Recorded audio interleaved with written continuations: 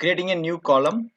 And now what I'm going to do is I just want to know in the output sheet what is the total amount of sales I have received, I have completed in that particular day.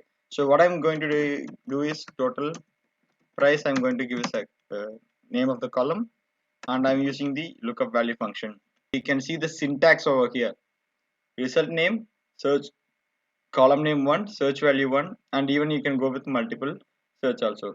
Here the very first column which we are going to give is the what data or what value we have to take it from the master sheet. Now what I'm going to give is I'm going to give total, which is the value I need to get it from the sales order sheet. Now search column name 1, from where or from which column is the base value for us. So now for us we are taking it based on the order date.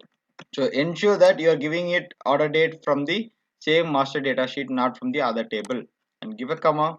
And search value 1, so search value 1, you have to give it the order date of the our output sheet, not from the other sheet.